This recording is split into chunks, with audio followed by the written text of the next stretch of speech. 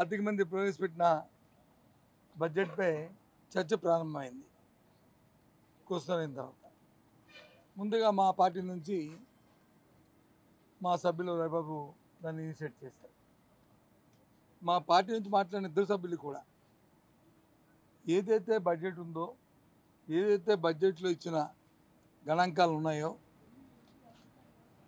దాన్ని కన్ఫర్మ్ అయ్యే మా సభ్యులు ఇద్దరు కూడా మాట్లాడడం అనేది ప్రపంచం అంతా చూసింది. మీరు చూశారు, మేము చూసాం.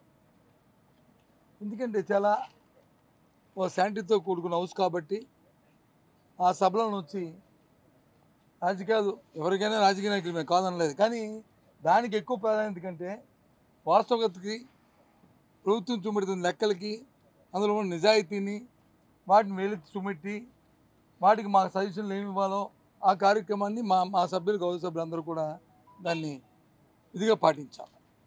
దురదృష్టవశాత్తు ఇవాళ అధికార పార్టీకి సంబంధించిన సభ్యులు మాట్లాడినప్పుడు వాటికి సంబంధం లేకుండా, వాటికి ఎవరికి సంబంధం లేకుండా రాజకీయ కోణంలో రాజకీయ లబ్ధి కోసం వారు మాట్లాడిన సందర్భాన్ని కూడా చూశారు. ఎప్పుడో మేము అన్ని మాటల్ని, ఆ రోజు జరిగిన మా వాస్తవాల్ని అవి మాట్లాడారు. ఎస్, మేము దానికి కట్టుబడి ఉన్నామని కూడా చెప్పాం. అందులో భాగంగాన ఇప్పుడు సాక్షాత్తు ఉన్న మన ఈ శాసనసభని, ఈ సెక్రటరీ గురించి డిస్కషన్ వచ్చినప్పుడు గౌరవ మంత్రి ఆశ్చర్యంగా ఉంది. ఇది తాత్కాలికమని చెప్తే కాదు, ఎవరు చెప్పారు తాత్కాలికమని బుకాయించడానికి ప్రయత్నం చేస్తారు. తాత్కాలికం కాదంట, కానీ నిన్నగాక మొన్న వచ్చి వాటికి మళ్ళీ టెండర్లు పెట్టడం అనేది అది ఎంతవరకు వాస్తవం ఆలోచించేయండి. సభా సాక్షిగా ఇవి తాత్కాలికం కాదని చెప్పిన మాటని ఒకసారి మీకు మళ్ళీ, అందుకే ఇక్కడికి వచ్చాను, లేకపోతే అక్కడ డిస్కషన్ జరిగింది కదా వెళ్ళిపోదామని అనుకున్నాం, కానీ మీ అందరూ మళ్ళీ ఒకసారి దాన్ని వారికి క్లారిటీ లేదు, శాంటిటీ లేదు, ఏదో ఒకటి మాట్లాడి బుల్డోజ్ చేసుకుని వెళ్ళిపోవాలి అనే ఆలోచన తప్ప మనము జవాబుదారితనం, ఈ రాష్ట్ర ప్రజానికి మన ఆన్సరబుల్, వాళ్ళకి వాస్తవాలు చెప్పవలసిన బాధ్యత మనకు ఉన్నది అని చెప్పాలి. ఇక రెండో విషయానికి వస్తే, సాక్షాత్తు ఈ రాష్ట్ర ముఖ్యమంత్రి, ఈరోజున్న ముఖ్యమంత్రి గారు నారా చంద్రబాబు నాయుడు గారు వాళ్ళ పార్టీ తాలూకా ఫోరంలో ఏం మాట్లాడారో నిన్న మొన్న టీవీల్లోనూ పత్రికల్లో అన్నింటిలో వచ్చాయి. మరి సభలో మాట్లాడిన మంత్రులు వచ్చి నో అది కాదు, అది వాస్తవం. అడిగాం, రాజ్యాంగబద్ధమైన వ్యక్తులు రాజ్యాంగబద్ధానికి, రాగద్వేషాలకు అతీతంగా ప్రజాస్వామ్యబద్ధంగా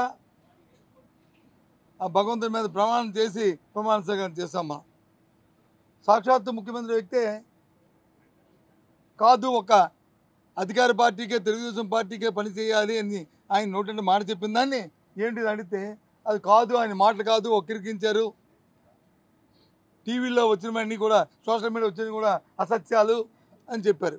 అయితే దాన్ని రికార్డెడ్గా చెప్పండి, లేదు మీ పార్టీ తరఫున వివరణ ఇవ్వండి, మీ పార్టీ తరఫున వివరణ ఇవ్వండి, లేదా ముఖ్యమంత్రి గారి కార్యాలయాన్ని స్పందించమనండి అని అడిగాం. దానికి సమాధానం లేదు. చెప్పిన మాట చెప్తారు, అది చెప్పరు. నేను సూటిగా అడుగుతున్నాం, ఒక రాజ్యాంగబద్ధమైన ఉన్న వ్యక్తి, ఒక ముఖ్యమంత్రిగా ఎన్నికైన వ్యక్తి ఇలాంటి మాటల్ని, నాకు తెలుసు స్వాతంత్రం వచ్చిన తర్వాత ఈ భారతదేశంలో ఏ ముఖ్యమంత్రి కూడా ఎవరు కూడా ఇలాంటి మాటలు మాట్లాడలే. ఇది భావ్యం కాదు. ఎందుకంటే లబ్ధిదారుడు అనేవాడు ఏ పార్టీ వాడు ఉంటాడు. ఒక ఇల్లు కావాలంటే లబ్ధిదారుడికి, లేదు ఒక పెన్షన్ కావాలంటే, లేదు ఒక అమ్మఒడి కావాలంటే, ఒక రైతు భరోసా కావాలంటే లబ్ధిదారుడు ఏముంటాడు. అది తెలుగుదేశమా, వైసీపీయా, లేదు కూటమాని చూస్తే ఇది ఎక్కడ న్యాయమండి? ఇది అన్నం చెప్తారు, అక్కడ చెప్తారు, ఇక్కడికి వచ్చి కాదంటారు. అందుకని మళ్ళీ మేము ముందుకు వచ్చాం. ఎందుకంటే మధ్యలో కొంత ఇంటరాప్షన్ వచ్చింది, కొంత లైవ్ టెలికాస్ట్ని టెక్నికల్ ప్రాబ్లంతో ఆగడం అనేది జరిగింది. కాబట్టి అందుకని మీ దగ్గరికి వచ్చి మళ్ళీ ఈ విషయాన్ని మాట్లాడడానికి ఇక్కడికి వచ్చాం. ఆ రోజు వాళ్ళు మాట్లాడుతున్న నేపథ్యంలో తాత్కాలిక భవనం 10,500 రూపాయలు ఈ భవనాన్ని కట్టారు. మరి ఇది ఎక్కడ మరి దుర్వినియోగం కాదా? ఇది ప్రజాధనం దుర్వినియోగం కాదని అడిగాం. అడిగితే వైజాగ్లో రుషికొండ గురించి ఎత్తారు. మా రుషికొండలో బాత్రూమ్ 20 లక్షల రూపాయలు టబ్ వేశారు, 30 లక్షలతోనే వచ్చి కమోడ్ కట్టారు. ఇవన్నీ అధికార దుర్వినియోగం, ఇది అవినీతి జరిగింది అందులో అని చెప్పారు. సూటిగా ఒకటే మాట్లాడాం, రుషికొండ కట్టడాల్లో కానీ అవినీతి జరిగితే, తప్పులు జరిగితే ఎందుకు ఆ కాంట్రాక్ట్కి బిల్లు ఇచ్చారు, ఇవ్వాల్సిన సందర్భం ఏంటి అంటే మేము దానికి ఇవ్వలేదు ఇంకో దానికి ఇచ్చామని చెప్పారు. సరే ఇంకో దానికి ఇచ్చారు మీరు అంటున్నారు, నేనైతే దీనికి ఇచ్చారని అనుకుంటున్నాను. ఎందుకంటే నేను చూశాను ఆంధ్రపత్రికలో, అది ఆంధ్రజ్యోతిలో వచ్చింది కాబట్టి నేను చూసి నేను అంటున్నాను. కాదు, అవినీతి తప్పు జరిగింది, అవినీతి జరిగింది అంటున్నారు. ఎంక్వైరీ చేయండి, తప్పు జరిగితే ఎంక్వైరీ చేయండి. ఎవడైతే తప్పు చేశాడో, ఎవరైతే 10 లక్షల రూపాయలది 1 లక్ష రూపాయలు వచ్చి 30 లక్షలు కొన్నారో, ఎవరైతే అవినీతి చేస్తారో వాళ్ళ మీద శిక్షించండి, వాళ్ళు ప్రథమ పెట్టండి దోషులుగా. ఎవరు వద్దన్నారు, అడిగితే దానికి సమాధానం లేదు. మరిన్ని వీడియోస్ కోసం ఛానల్ ని సబ్స్క్రైబ్ చేయండి. లేటెస్ట్ అప్డేట్స్ కోసం వాట్సాప్ ఛానల్ ని ఫాలో అవ్వండి. ఆ లింక్ డిస్క్రిప్షన్ లో ఉంది.